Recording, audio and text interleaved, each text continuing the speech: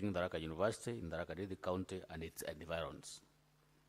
But Honorable Speaker, could the Cabinet Secretary also outline the Ministry's long-term plan to improve power supply infrastructure and ensure progressive realization of universal electricity connectivity in the specified area, as well as across Tharaka County, and indicate the projected timeline for its implementation? Thank you.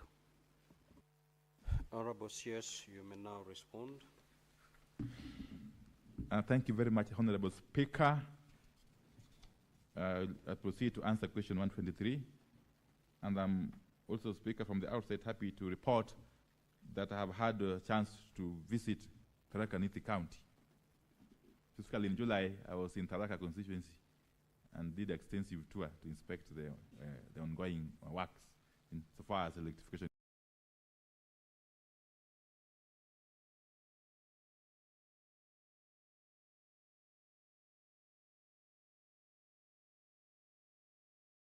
Equitable distribution and utilization of available kits. Through the intervention of the ministry,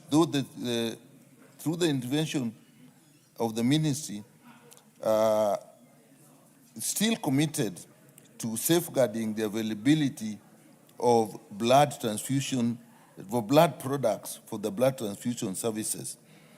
The next response on what immediate measures is the government taking to ensure uninterrupted provision of clean blood for patients, especially those in current need.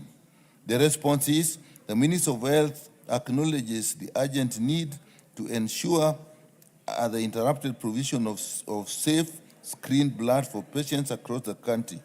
To address immediate shortages and maintain continuous supply, the following measures have been taken.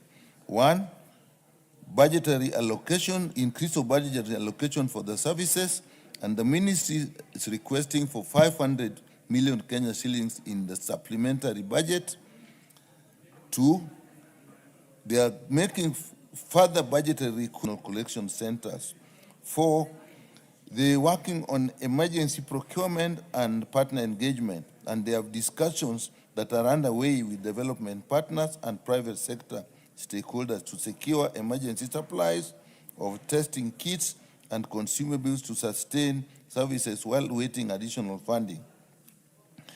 Through the interventions, the ministry remains committed to ensuring timely access to safe blood for all patients.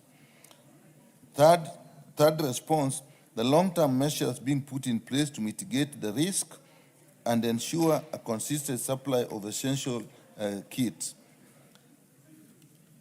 The Ministry of Health again recognized the critical need and has put in place measures to mitigate the risk. And as you have said, again, this is increased budgetary allocation and lobbying for that.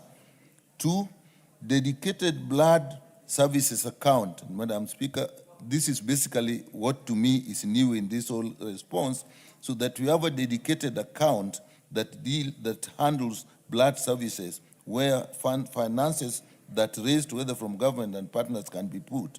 And 3, get a framework contract for an uninterrupted supply. The minister developed a framework contract system with suppliers to guarantee a steady and predictable supply of blood screening, reagents, consumables, and kits. This will minimize procurement delays. But that framework really just works if you have the money. Strengthen partnership and resource mobilization. Again, as the minister has indicated, this is what they are working on. The 4th response, measures to adequately facilitate Kenya National Blood Transfusion Service to carry out its mandate. The response is the Minister of Health, again, is committed to this process, and to achieve this, the ministry has undertaken the following key measures. Legislative reforms for autonomy. The ministry is in the final stages of establishing Kenya National Blood Transfusion Services as a semi-autonomous entity through legislative process. And I can actually avoid to this that there is a blood and tissue bill that is actually in process. 2, ring-fence the budget for blood services. 3, strengthen infrastructure and build the capacity for these services. And 4, public and private and development partner engagement. and that is the end.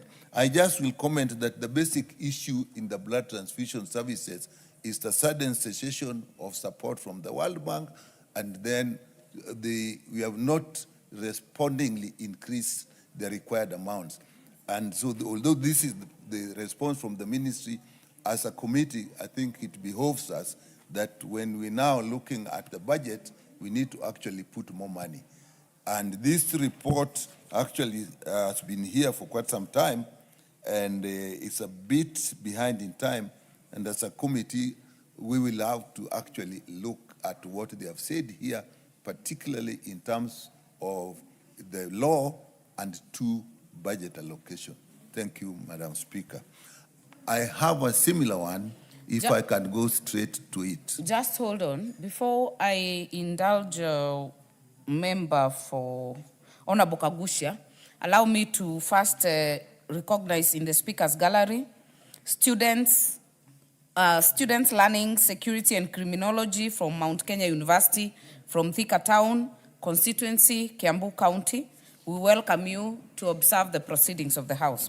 Honorable Nyikal, I would think that we indulge Honorable Kagusha before we go to the next statement. Honorable Kagusha, I know you're seized of the response. Do you have any follow-up questions? Don't debate, make a follow-up question. Thank you, Honorable Speaker. I note that the PES has admitted to the acute shortage of the blood testing kits and reagents in the country. Honorable Speaker, what the PES is telling us is that this has been occasioned by budget shortfalls. Honorable Speaker, at the point when I was raising this question, we had very serious challenges with the kits. But may I now inform Kenyans that we do not only have a problem with the kits, but this problem has also escalated even to the refreshments that are given to the blood donors when they go to do the donations. Honorable Speaker, today, the blood donors are required to buy their own refreshments. Honorable Speaker, the impact of this is that there has been increased deaths for patients who are seeking emergency services and blood transfusion. Honorable Speaker, you can also see a connection between the high maternity mortality rate in the country to this lack of blood transfusion. Honorable Speaker. Honorable Speaker, I find the response by the PS lacking in many ways. He says that he has requested for 500 million and gotten 100 million, okay. But, Honorable Speaker, the PS is now proposing to ration blood in the country in what he's calling the operational adjustment and efficiency. That is prioritizing high demand facilities, leaving out the low demand facilities. Honorable Speaker, this is very serious because if you are going to demand to now prioritize the high the high demand facilities, are you telling us that one patient who requires blood in those low blood demand facilities are not as important? Honorable Speaker, from this the response, I also find that like the PS is helplessly hoping to get some well-wishers to donate kits as he awaits budgetary allocation. Honorable Speaker, can you imagine the whole country of Kenya relying on the well-wishers? He says that he's going to do a framework contract. But how does this help if at all you don't have budget? Then he's also proposing to have public-private partnership on issues of blood. We cannot leave the issues of blood to the private individuals. Honorable Speaker, I want to just highlight something because I want to help the PS and I also want to help our chair, Health. I have looked at the shortfall of the budget that the Speaker, this ministry has alluded to. He says that we had 700 million that was allocated, but this was reduced to 300 million. Honorable Speaker, I have been able to allocate, to find where this 400 donated 85 million shillings. ADC Vihiga Church, the president donated 50 million shillings. AIPC Centenary, the president donated 50 million shillings. In Jesus Winners Ministry, the president donated 100 million shillings. AIC Wasingishu, the president donated 20 million shillings. Honorable Speaker, I have been able to get where the money for blood transfusion has been going to. Honorable Speaker, the president is taking the money for blood donation to the churches and taking them to empowerment programs when Kenyans are left to die. Honorable Kagusha. Order, members. You do not have to raise your hands. You are not in a classroom. Honorable members, use your interventions. Honorable member for Nandi, what is out of order? Honorable Speaker, is it in order for the Honorable Member Kagusha to blatantly lie about donations that were made by I don't know who? I was in a meeting in Kapsabet, Honorable Speaker, and I never heard such an amount. And Honorable Speaker, does it dictate what someone gives? Because that is a personal contribution, if at all it was given. And if he's mean, Honorable Speaker, the Deputy President or whoever is mentioning are not mean. And Honorable Speaker, I just want him to be able to confirm or to be able to substantiate what he has said. Where are the figures coming from? I was in that meeting. Madam Speaker, Honorable Kagusha needs to withdraw his statement, because there is no fact in what he has said, because whatever the Ministry of Health, Madam Speaker, the Ministry of Health has got its own budget allocated from this House. So there is no way he can say 100 million given there or 85 million given there. That is a personal donation, and not the President or the Deputy President does not hold the kitty for the Health Ministry. You made your point, Honorable CNN.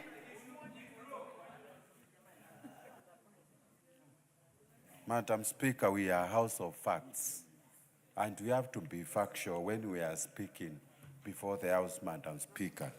I would like to request Honorable Kagusha to withdraw his statement immediately, because we don't have a list of where the donations were done, and it is high time we start to be factual.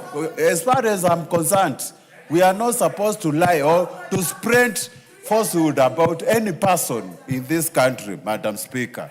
Let us be factual. Member for Machakos, you do not have to shout. Use your system. I will give you an opportunity. Nyamai.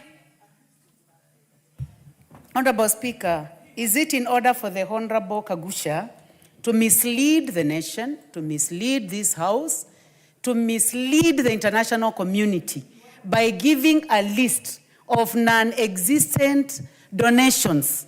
We know very well that Kagusha is not speaking the truth. This is a house of records. If whatever he's saying is not true, and I know it is not true, he should withdraw and apologize, because those donations he's talking about are non-existent.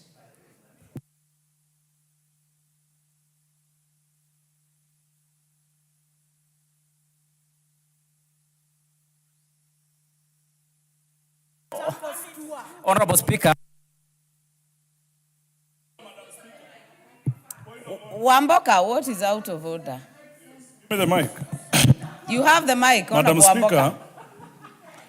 Speaker, without going to a lot of stories and hulabalus, we may ask through you, Honorable Speaker, Honorable Kagusha, to bring us the list of donations, because I'm sure if he makes that allegation, he can get them. So, without going to many stories, can we ask the good Honorable Kagusha utulete hiyo story ya donations so that we finish all this story? Yeah. Thank you, Honorable Speaker. Honorable Kagusha.